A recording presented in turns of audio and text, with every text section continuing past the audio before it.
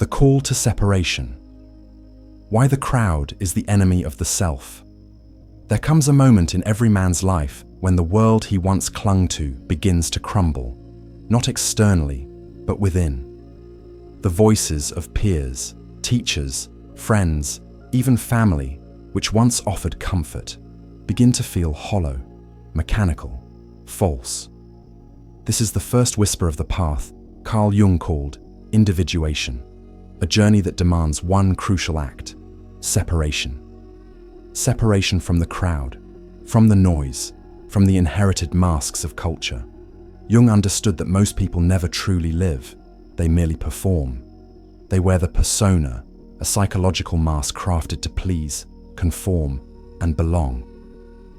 The average man walks through life enslaved to what others think, bound by the invisible chains of societal approval. He is terrified of being misunderstood, of being alone, of stepping outside the boundaries of what's normal. But the man destined for legend must make a brutal choice: walk alone or die as one of the masses. From a young age, boys are trained to become domesticated versions of themselves. Be polite, fit in, don't speak too loudly, don't question authority, don't be too ambitious or too rebellious or too intense. Slowly, they become tame. Their fire is replaced with obedience, and the more obedient they become, the more praise they receive. Teachers reward the compliant student. Society applauds the agreeable worker. Churches exalt the guilt-ridden and humble. And men, craving belonging, drink the poison gratefully. But beneath that conditioned behavior lies a smoldering self, untamed, unafraid, unfiltered. This buried self is your birthright, and it can only be resurrected through solitude. Jung wrote, "The privilege of a lifetime is to become who you truly are. But here's the catch. You cannot become who you truly are while surrounded by people who benefit from who you pretend to be." The individuation process requires distance. Not just physical distance, but psychological distance. From the ideologies of your upbringing, the distractions of culture, and the false gods of popularity and validation. You will be accused of arrogance, of changing, of being too deep or too intense. Let them say it. You were never meant to belong to them anyway. You were meant to become whole, and wholeness begins where people-pleasing ends. Consider every myth, every sacred text, every story that has endured through time. What do the great men do before they become legends? They walk away. Jesus retreats to the wilderness.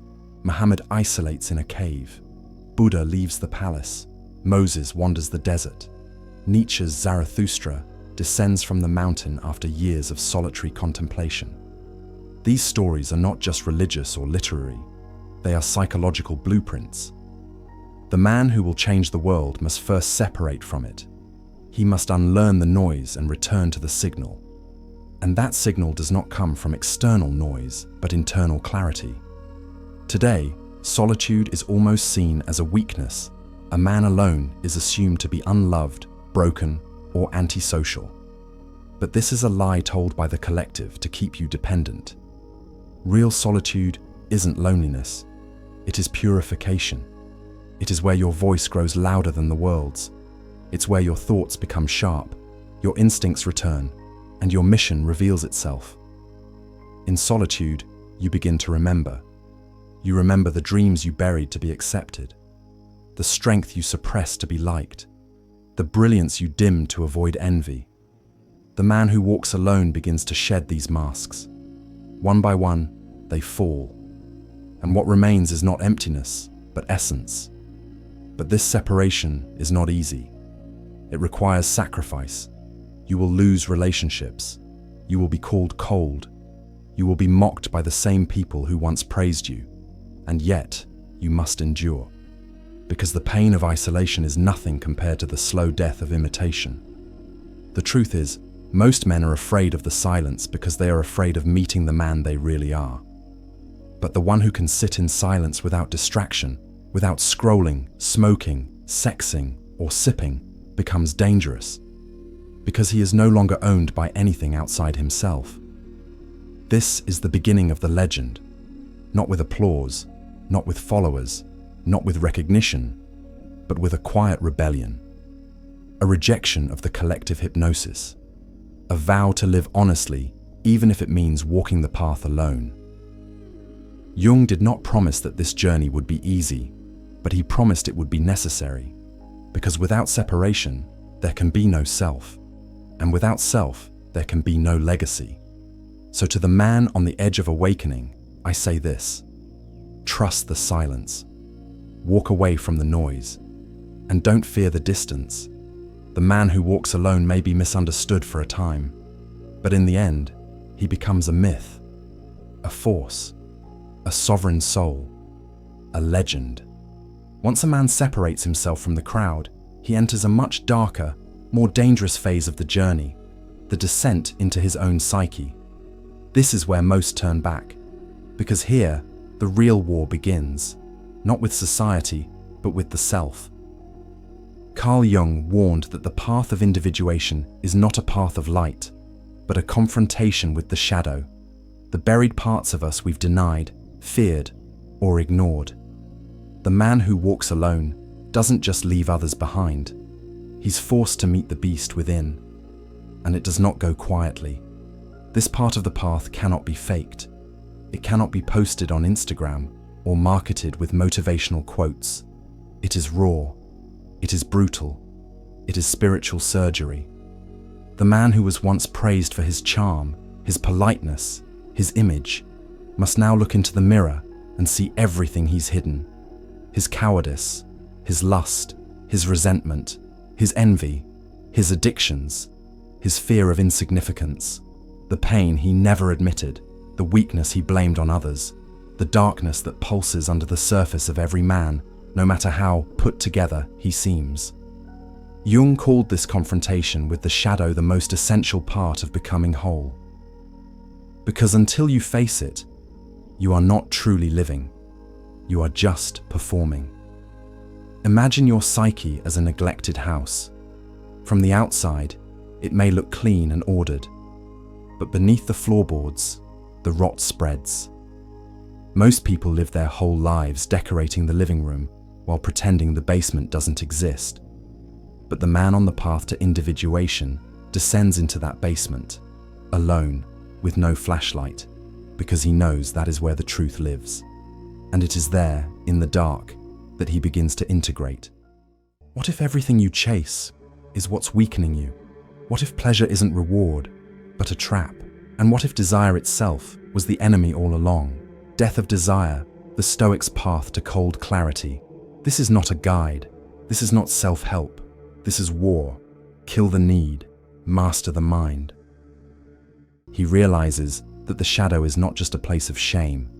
It's a reservoir of untapped power. The same anger that once made him reckless can be forged into purpose. The lust that once ruled him can be transmuted into ambition. The fear that once froze him can become focus, but only if he has the courage to sit with it, to wrestle with it, to absorb it. Every man who has become something more than ordinary has faced this descent. It's the dark night of the soul that mystics speak of. It's the depression that doesn't make sense, the spiritual emptiness that success can't fill, the quiet urge to destroy everything just to see what's real. It is not insanity, it is initiation. Jung himself faced it, spending years in psychological torment, producing his Red Book, a private map of madness and meaning. He didn't pathologize this chaos, he respected it, because he understood that only the man who has faced the worst within himself is truly free. Today's world doesn't teach men how to confront their shadows, it teaches them how to avoid them. Numb yourself with pleasure, numb yourself with noise, with porn, alcohol, hookups, scrolling, video games. Stay busy, stay distracted, stay superficial. Because if you stop, if you sit in the silence too long, you might hear the echo of everything you've been running from. But the man who has the strength to stop running becomes different. His eyes change, his energy changes. People sense something in him that they can't explain. Why? Because he has fought dragons inside his mind that they've never even named. But this phase is not about perfection. It's not about becoming a saint. It's about becoming whole. Jung said, "One does not become enlightened by imagining figures of light, but by making the darkness conscious." Wholeness means you're no longer afraid of your own chaos. You no longer project your insecurities onto others. You don't blame the world for your wounds. You alchemize them. The man who walks this path begins to embody quiet strength, not because he's above others, but because he's no longer at war with himself. The descent is sacred. It strips you of illusion.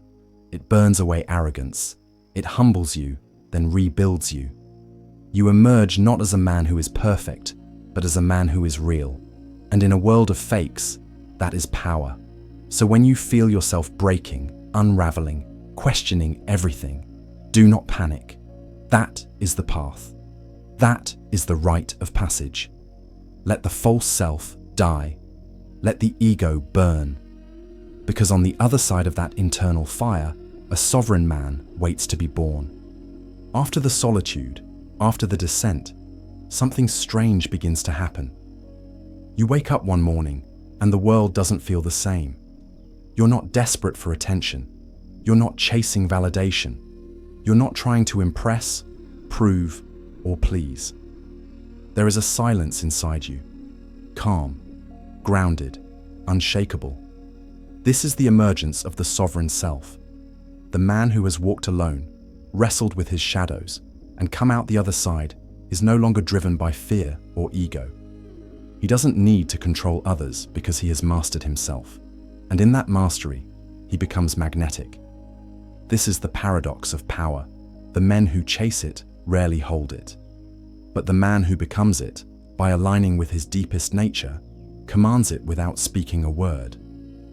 Carl Jung taught that the goal of individuation is not perfection, but wholeness. This means the man who has integrated his shadow does not reject his darker impulses. He contains them. He channels them. He turns the chaos of the unconscious into focused energy. There is a fire in his eyes, but not the kind that burns recklessly. It is the slow, controlled burn of a man who knows who he is and where he's going. While others are distracted by opinions, trends, and petty games, he is focused on mission. And that mission is not handed down by the world. It is born from within. You will notice that the sovereign man does not speak much. He doesn't overshare. He doesn't explain himself. He does not need to. He has nothing to prove. He operates with what Jung might call inner authority. His compass is internal, not external. While others need permission to act, he gives it to himself. While others need applause to feel worthy, he moves in silence, detached from outcome. This detachment is not apathy, it is spiritual clarity. He does not seek respect from others because he has earned it from himself. People begin to notice something about this man, not in a loud way, but in whispers. They wonder how he does it, how he stays calm under pressure, how he says so little but commands so much. They can't quite put their finger on it, but what they are sensing is integration. Most men are fragmented. They are ruled by lust, or anger, or fear, or ambition. But the man who has walked the full path, who has separated from the crowd, descended into his shadow, and emerged whole, radiates alignment. And alignment is rare. It is a threat to weak men and a beacon to those seeking strength. And here lies the truth. The man who walks alone does not stay alone forever. The irony of the path is that once you no longer need others, the right people begin to appear. Not because you chase them, but because they are drawn to your signal. The feminine feels it. Children feel it. Even your enemies feel it. You become a mirror. You force people to see what they are not, and many will hate you for it, but some will follow. Some will rise. Some will remember who they are just by standing in your presence. But this presence was not born in a day. It was forged through fire, through silence, through pain, through years of unseen work. You became sovereign not by chance, but by choosing the hard path over and over again. You walked away when it was easier to stay. You descended when it was tempting to escape. You told yourself the truth when everyone else was lying. And now, you walk the earth differently. You are not a follower. You are not a seeker. You are not a slave to impulse. You are a king without needing a crown. You are a weapon without needing war. You are a legend because you became one in silence. And so, the man who walks alone becomes more than a man. He becomes a force, a presence, a symbol of what is possible when a soul stops running from itself. And while the world may not understand you, it will never forget you, because the man who has faced himself can face anything. Thus remember, we are Indiceptor. Becoming Indiceptor is the code they never wanted you to learn. A psychological war map for men, forbidden teachings fused with modern strategy for influence, dominance, and self-mastery. If you want peace, prepare for war. Welcome to the Indiceptor Archive, where the undeceived rise. No ads, no distractions, just pure, uninterrupted power. As a crusader of the archive, you gain infinite access to every video, every truth, every strategy, without censorship, delay, or interruption. New drops daily, delivered to you before the world sees them. Raw, unfiltered, elite. Indiceptions.com.